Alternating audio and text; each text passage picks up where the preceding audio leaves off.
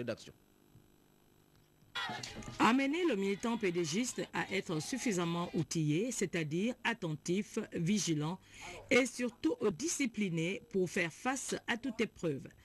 L'initiative des hauts responsables de l'exécutif du Parti démocratique gabonais, véritable plateforme du donner et du recevoir, constitue en n'en point douter un signal fort de ce qu'il convient d'appeler la réforme au sein de cette première force politique du pays. Je suis heureux de constater que, à la base, les camarades sont soucieux effectivement de la pérennisation des idéaux du parti et de la bonne entente et du respect des consignes. Les valeurs cardinales que sont le dialogue, la tolérance et la paix vont donner force à l'engagement du militant pédégiste.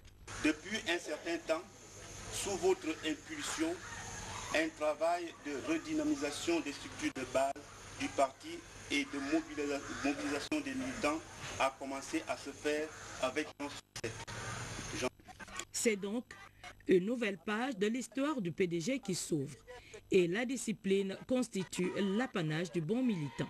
Nous avons observé depuis un certain nombre de temps des dysfonctionnements sur le terrain, où un certain nombre de camarades, au mépris réellement des statuts et règlements, donc des dispositions statutaires au sein du parti, font tout et n'importe quoi.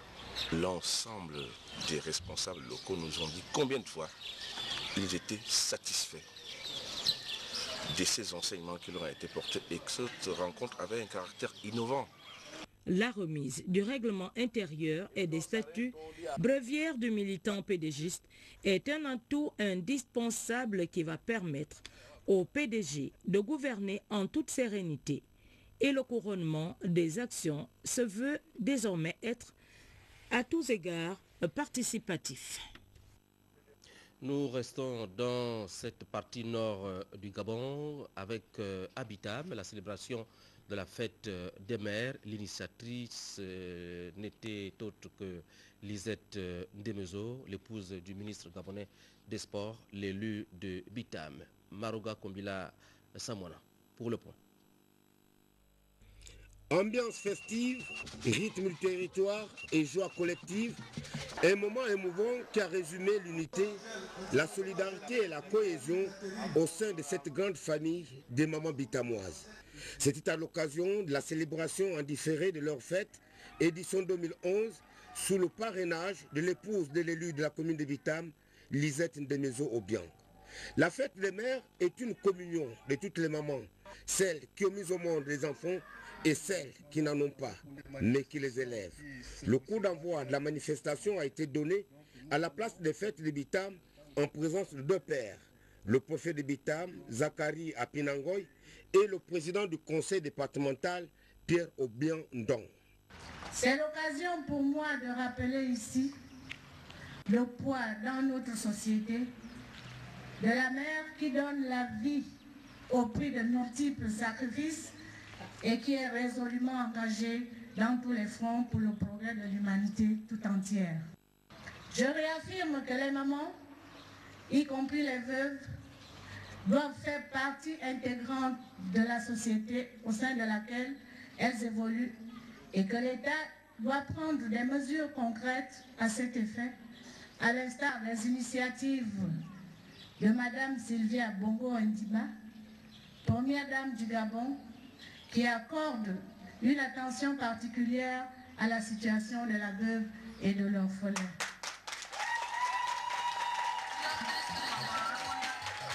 Avec notamment la fondation qui porte son nom. Lisette Ndemezo Obiang s'est ensuite rendue au centre médical du Bitam où sont internés les mamans et les enfants pour un réconfort moral. Pour moi, c'est un plaisir de recevoir ce don de la part de Madame le ministre Lisette Ndemezo pour la fête des mamans. Et elle nous aide beaucoup. Et ça nous rend vraiment heureuses. À la résidence du couple Ndemezo Obiang, quartier Mengang, c'était la liste totale à l'occasion de la remise de dons aux mamans de cœur, composés de produits de première nécessité et moustiquaires imprégnés. Après un repas copieux, ces mamans se sont séparées pour les prochaines retrouvailles en 2012. Avant le sport et la page culturelle de ce journal, un invité pour parler de la 4e édition du prix Scénariste, Omar Bongo Ndimba, édition 2011. Professeur Franck Daniel Idiata, pour en parler, est avec moi. Professeur, bonsoir. Bonsoir. Alors cette année, le prix a bel et bien lieu. Oui, cette année, le prix a bel et bien lieu. La présélection a même démarré. La présélection a déjà eu lieu. 30 candidats ont été retenus dans les différentes disciplines des sciences humaines et sociales, mais aussi des sciences expérimentales et même des sciences nucléaires. Ça va être génial. Et donc, ces candidats vont être présentés tout au long de ce mois de juillet sur la première chaîne de télévision. Et j'invite tous les téléspectateurs de notre principal sponsor, c'est-à-dire la RTG chaîne nationale, à bien vouloir regarder les exploits de nos chercheurs au niveau national et aussi tous les contributeurs internationaux pour arriver au 30 juillet au vote du public à l'Assemblée nationale. Alors, l'épilogue de cette 4e édition? Écoutez, l'épilogue de cette 4e édition, ce sera évidemment la remise du Grand Prix Omar Bongo Ondimba de la recherche scientifique, édition 2011.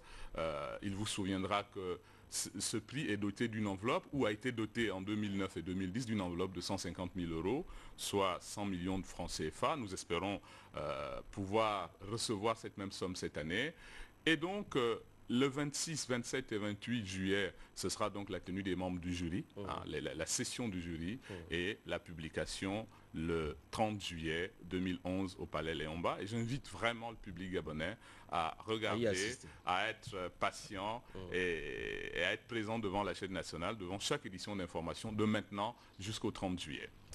Merci professeur. La RTG, comme à l'accoutumée, va vous accompagner dans cette 4e édition.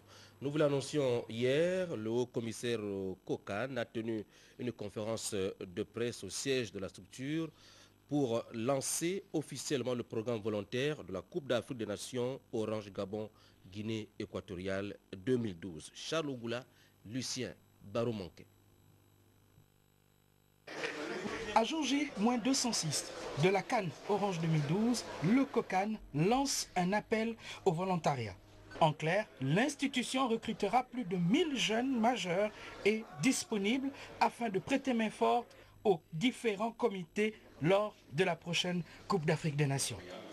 Les sélectionnés suivront une formation adéquate. Les cibles de ce projet sont la famille de football, les associations sportives et les étudiants. Le COCAN Gabon et celui de la Guinée équatoriale travaillent en synergie et en harmonie pour la réussite de l'événement qui passe par des manifestations où nos chefs d'État veulent qu'elles soient les plus belles, les plus spectaculaires et réussies, pourquoi pas mémorables, dès lors que la CAN 2012 sera le 3e événement sportif mondial après les Jeux Olympiques de Londres et l'UEFA. Vous mesurez que la complexité de l'organisation des matchs et le nombre et niveau de services qui seront fournis par le COCAN nécessitent un dispositif humain de grande envergure. C'est pourquoi le COCAN tient à associer à cet événement l'ensemble du pays. Le programme volontaire s'inscrit dans cette volonté d'impliquer la population gabonaise entière. Le COCAN, par ce programme, permet à la population d'être au cœur de l'événement. Pour toute information, rendez-vous au siège du COCAN 6 à la zone industrielle de Lomé ou dans les mairies de Libreville et de Franceville. Rappelons qu'être volontaire reste une expérience humaine avant tout. Alors, vivons notre passion. Dans le cadre de nos programmes, vous suivrez ce soir l'heure de vérité qui reçoit M. Alfred Ngiabanda, directeur général du Centre de développement des entreprises, le CDE, avec Jean-Éric Nzengi Mangalabouka. Il parle des missions assignées à cette nouvelle structure et aborde quelques questions d'actualité. L'heure de vérité ce soir aux environs de 22 h. Le syndicat des artistes invite les agents du ministère de la Culture, les étudiants de l'ENAM, les créateurs et les artistes, toutes les corporations confondues, plasticiens, musiciens, acteurs, cinéastes, comédiens, humoristes, danseurs, écrivains, modélistes et autres à bien vouloir prendre part à une importante réunion qui se tiendra demain vendredi 1er juillet à partir de 16 h au Carrefour Hassan dans l'ancienne case d'écoute. Pour la fin de ce spectacle de la danse du festival avec la 10e édition de Festidam, c'est une initiative de notre consoeur Marie-Colombe Ngonjou, une 10e édition qui a tenu ses promesses cette année, il y a tout juste quelques jours au Centre culturel français de Libreville. Armel Baoulé. Avec l'ambition d'aller plus loin et donner aux artistes femmes l'opportunité d'échanger sur cette plateforme culturelle de Festidam, c'est tout l'intérêt poursuivi depuis plusieurs années par l'artiste Marie-Colombe Ngonjou, initiatrice du Festival international des dames, dont les efforts déployés depuis plusieurs années sur les sentiers du social et de l'humanitaire ont été récompensés. Au bout de l'effort, en recevant cette coquette somme d'argent de près de 2 millions de francs CFA offert par les responsables du magazine privé L'Émergence, Marie-Colombe Ngonjou n'a pas manqué d'exprimer sa joie. Force est de constater que cette année, il n'y a pas eu de soirée de gala. Au bout du compte, cela a permis à l'équipe de Festidam, 10 ans après, de faire le bilan. On retiendra que lors de cette soirée, le public librevillois s'est mobilisé modestement pour soutenir ce projet où les artistes femmes sont à l'honneur depuis 10 ans. Il te le donne en gérance, mieux tu en prendras soin, plus grande sera sa valeur, plus que l'or et l'argent, plus que les perles et les diamants. Jésus m'a sauvé.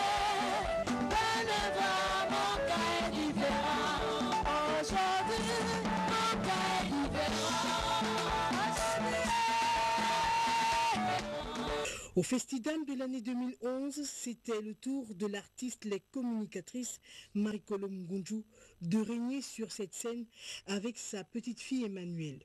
Comme pour dire que la musique est un moyen d'expression universel qui adoucit les mœurs et apaise nos craintes.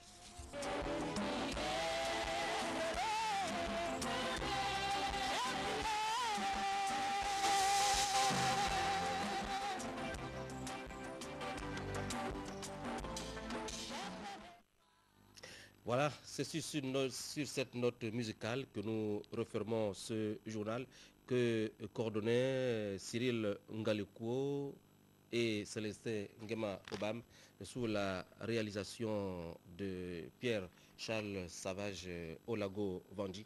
Merci à toutes et à tous de nous avoir regardés. À très bientôt sur nos antennes.